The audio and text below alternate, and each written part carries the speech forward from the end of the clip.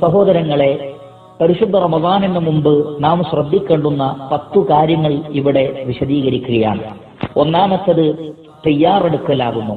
സൂറത്ത് തൗബയിൽ അല്ലാഹു പറഞ്ഞല്ലോ, വലൗ അറാദുൽ ഖുറൂജ ലഅഅദ്ദു ലഹു. അവർ യുദ്ധത്തിന് പുറപ്പെടാൻ ഉദ്ദേശിച്ചിരുന്നെങ്കിൽ അവർ അതിന് തയ്യാറെടുക്കുമായിരുന്നു. ഏതൊരു കാര്യവും ആത്മാർത്ഥമായി പ്രതീക്ഷിക്കുന്ന ആഗ്രഹിക്കുന്ന ആളുകൾ അതിനു മുമ്പ് തയ്യാറെടുക്കുക തന്നെ ചെയ്യും. അതിനാൽ പരിശുദ്ധ റമദാൻ മാസത്തിനു വേണ്ടി ആത്മീയമായും ഭൗതികമായും നാം തയ്യാറെടുക്കുക. രണ്ടാമത്തെ വിഷയം നിയ്യ അഥവാ ഉദ്ദേശശുദ്ധിയാണ്. പ്രവാചകർ പറഞ്ഞല്ലോ, ഇന്നമല്ല അമാലു ബിന്നിയ്യാത്ത്. പ്രവർത്തനങ്ങൾ സ്വീകരിക്കപ്പെടുന്നത് നിയ്യത്തിന്റെ അടിസ്ഥാനത്തിലാണ്. സൂറത്തുൽ അൻഫാലിൽ അല്ലാഹു സുബ്ഹാനഹു വതആല പറഞ്ഞു, ഇൻ യഅലമില്ലാഹു ഫീ ഖുലൂബികും ഖൈറാ യുഅതികും ഖൈറാ. നിങ്ങളുടെ ഹൃദയങ്ങളിൽ അല്ലാഹു നന്മ കണ്ടെത്തുകയാണെങ്കിൽ അവൻ നിങ്ങൾക്ക് കൂടുതൽ നന്മ നൽകുന്നതാണ്. അതുകൊണ്ട് മനസ്സിനെ ശുദ്ധീകരിക്കുക.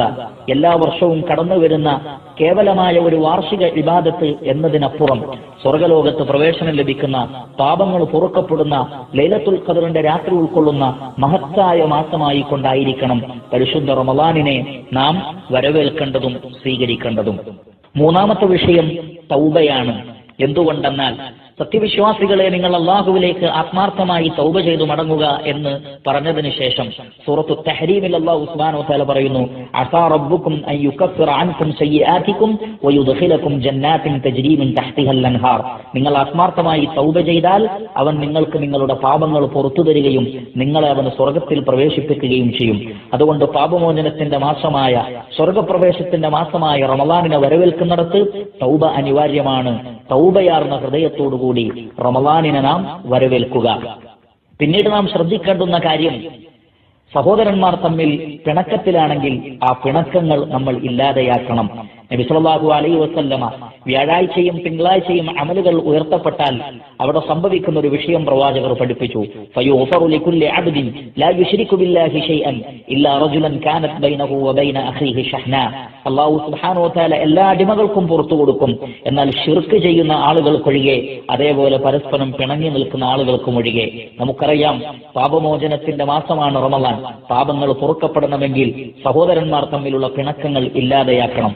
അതുകൊണ്ട് ആരോടെങ്കിലും നാം പിണങ്ങി നിൽക്കുന്നുണ്ടെങ്കിൽ ആ പിണക്കം മാറ്റിക്കൊണ്ടായിരിക്കണം റമളാനിനെ നാം വരവേൽക്കേണ്ടത്.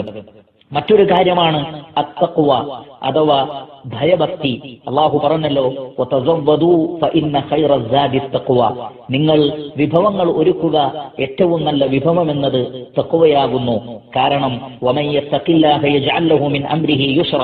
അള്ളാഹുവിനെ ഭയപ്പെടുന്ന ആളുകൾക്ക് എല്ലാ കാര്യത്തിലും അള്ളാഹു എളുപ്പമുണ്ടാക്കി തരും. അതുകൊണ്ട് പരിശുദ്ധ റമളാനിലെ എല്ലാ ഇബാദാത്തുകളും നമുക്ക് എളുപ്പമായി തീരാൻ നാം തഖ്വയോടുകൂടി, ഭക്തിയോടുകൂടി റമളാനിനെ സ്വീകരിക്കുക.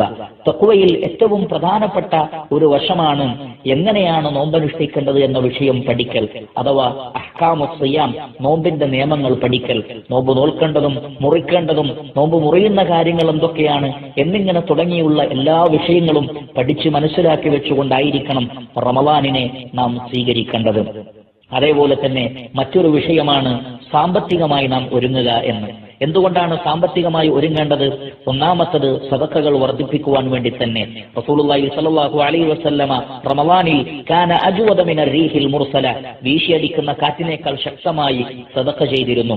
അതേപോലെ തന്നെ ഇഫ്താറു സ്വായിം, പാവങ്ങളായ ആളുകളെ നോമ്പ് തുറപ്പിക്കുക എന്നത് വലിയ ഇബാദത്താണ്. അതിനെല്ലാം നമുക്ക് സാമ്പത്തികമായി ഒരുങ്ങേണ്ടതുണ്ട്. അതേപോലെ തന്നെ റസൂലുള്ളാഹി സ്വല്ലല്ലാഹു അലൈഹി വസല്ലം പഠിപ്പിച്ചല്ലോ, അൽ ഉംറതു ഫീ റമളാൻ തഅദിലു ഹജ്ജ. റമളാനിലെ ഒരു ഉംറ ഹജ്ജിന് സമമാണ് പുണ്യത്തിൽ എന്നും.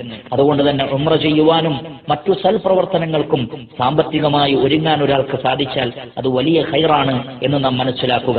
അതേപോലെ തന്നെ അതിൽപ്പെട്ട മറ്റൊരു വിഷയമാണ് സൽക്കർമ്മങ്ങളിൽ ധാരാളമായി മുന്നേറുക റമളാനിന് മുമ്പ് തന്നെ. നബി സല്ലല്ലാഹു അലൈഹി വസല്ലം ശഅബാൻ മാസത്തിൽ അധികവും നോമ്പനുഷ്ഠിച്ചിരുന്നു, ഖുർആനിന്റെ ഖിറാഅത്ത് വർദ്ധിപ്പിച്ചിരുന്നു.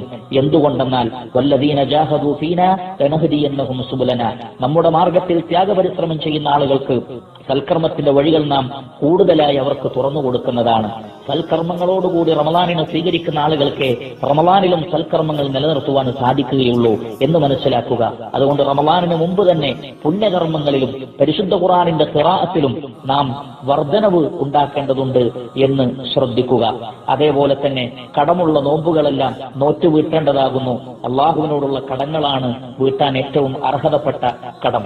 അതേപോലെ തന്നെ 10ാമത്തെ പോയിന്റായി പറയാനുള്ളത് നോമ്പിന്റെ ചൈതന്യത്തെ കെടുത്തിക്കളയുന്ന ശുഗലുകൾ, ആ ശുഗലുകളിൽ നിന്ന് രക്ഷപ്പെടുവാൻ വേണ്ടി നോമ്പിന് മുമ്പ് തന്നെ നമുക്ക് ആവശ്യമായിട്ടുള്ള വസ്ത്രങ്ങൾ, ഭക്ഷണ സാധനങ്ങൾ, അതേപോലെയുള്ള വസ്തുക്കളെല്ലാം നാം നേരത്തെ തന്നെ വാങ്ങിവെക്കുക. പരിശുദ്ധ റമളാനിൽ അതിനുവേണ്ടി ഓടിയാൽ പലപ്പോഴും നമുക്ക് പുണ്യരാവ് ലൈലത്തുൽ ഖദർ